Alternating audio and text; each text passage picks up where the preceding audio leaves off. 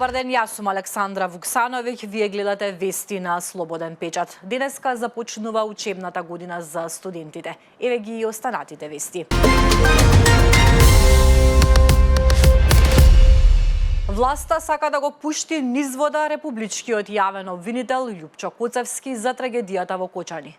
Но тој не се предава и тврди дека ќе работи професионално, честно и законито и ќе го гони секој за кого обвинителството ќе има докази дека е вмешан во кочанската трагедија во која загина 62 млади луѓе.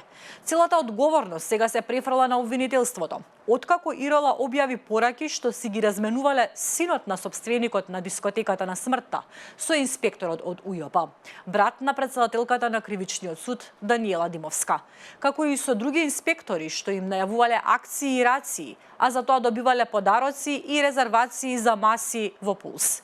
Темата е на Фросина Факова Серафиновиќ.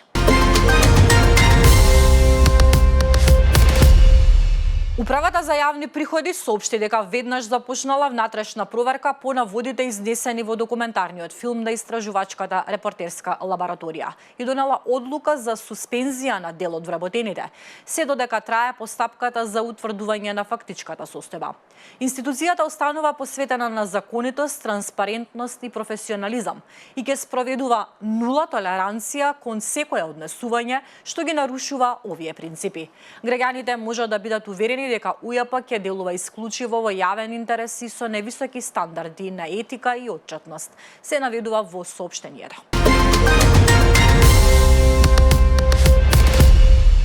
Гасневме пожари за само 15.000 денари. Привремените пожарникари се незадоволни. Дел од сезонските пожарникари револтирано реагираат преку социјалните мрежи дека во периодот кога имаше многубројни пожари, активно учествувале во нивното гаснење, за да деновиве добијат само по 15.000 денари. Сепак тие посочуваат дека месецот не го почнале на први, па практично не ја добиле целата плата од 24.500 денари. Висината на примањата на привремените пожарникари беше јавно објавена и во договорот ги пишува сите услови, дециден е директорот на дирекцијата за заштита и спасување Стојанче Ангелов. Тој потенцира дека најдобрите ќе бидат трајно вработени. Темата е на Весна Дамчевска.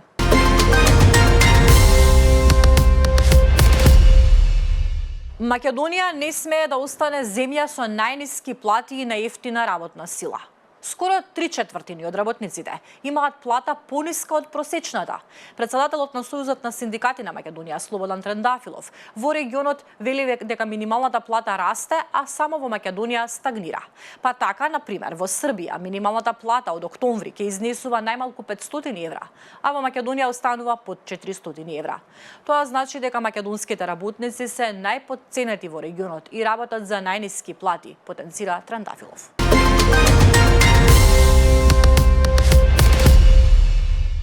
Пензионерите побогати за 1000 денари.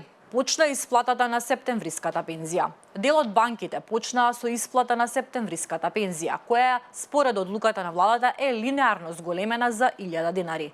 Втората транша од ветеното зголемување сениорите ќе ја добијат во април од мартовската пензија.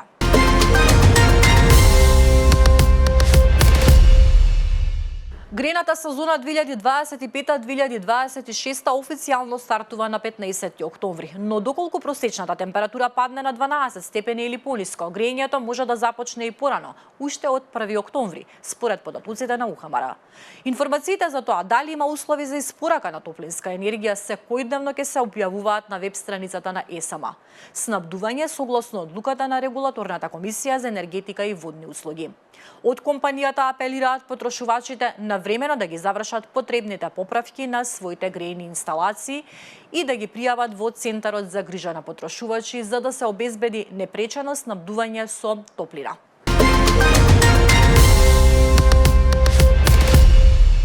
Денеска е закажан митинг на ВМРО ДПМН вистинскиот избор Твој човек, твоето место за твојата иднина во Конче, Демир Капија, Неготино и Кавадарци. Изборниот караван на СДСМ и коалицијата Се бориме за нашиот дом продолжува во Конче, Кичево и Македонски Брод.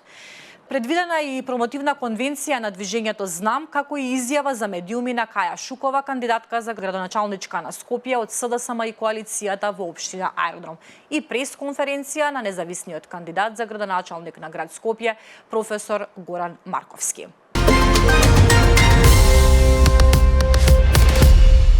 Не сум за нови црвени линии, јас сум за договор дома. Ако одиме надвор со консензус, тогаш ќе не почитуваат, изјави претседателката Гордана Силјановска-Давкова во интервју за Сидел, коментирајќи ја предлог резолуцијата што ја представи лидерот на СДСМ Венко Филипче за европските интеграции со црвени линии. Според неа, национализмот се случил онаму каде што не смеело да се случи, во Европскиот парламент.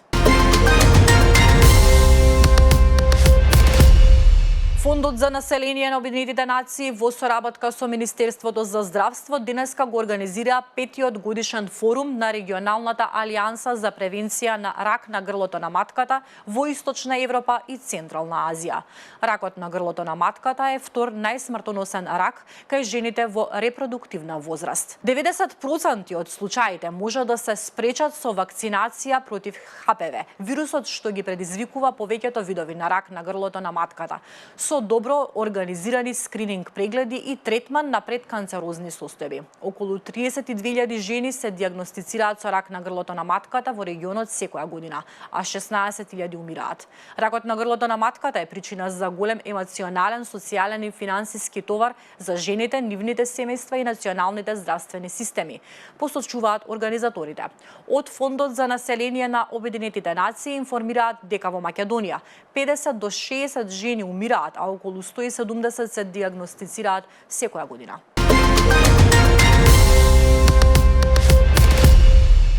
Европејците прават омлет од македонски јајца. Цената на јајцата во домашните маркети повторно е зголемена и од пред неколку денови пакувањето од 10 парчиња со големина L се продава од 99 до 120 денари. Ова е второ поскапување за 2 месеца и тоа од 15%, а ситуацијата потсетува на она од пред 2 години, кога нивната цена мораше да биде замрзната бидејќи се продава од 12 до 15 денари за парче. И додека европските потрошувачи мака мачат со намалената понуда поради уништените фарми од птичјиот грип, светските медиуми забележуваат дека зголемената побарувачка го поттикнала растот на увозот на јајца од ЕУ. Во периодот од јануари до април увозот достигна речиси 50.300 тони, што е 42% повеќе во однос на истиот период минатата година. Украина е се уште најголем снабдувач на Европската унија, но Македонија се издвои со исклучителен раст на извозот од дури 111%, што ја прави клучен играч на европскиот пазар, пишува Сонја Кириџиевска.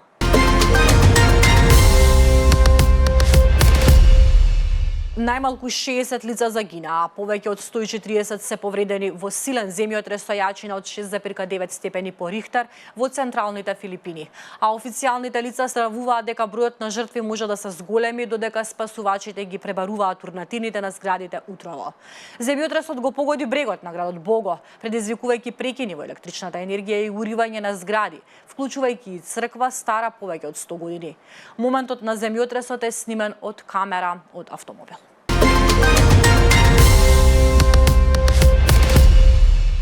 Блокирана е владата на САД. Владата на САД првпат по 7 години е блокирана откако демократите и републиканците не се договорија за здравствената заштита. Најдолгата блокада од 5 недели во историјата на САД се случи кон крајот на 2018 и почетокот на 2019 за време на првиот мандат на претседателот Доналд Трамп. Ова беше последната информација во овие вести. Ви благодарам на вниманието и на довербата. Повеќе информации ќе побарате на slobodnpečat.mk.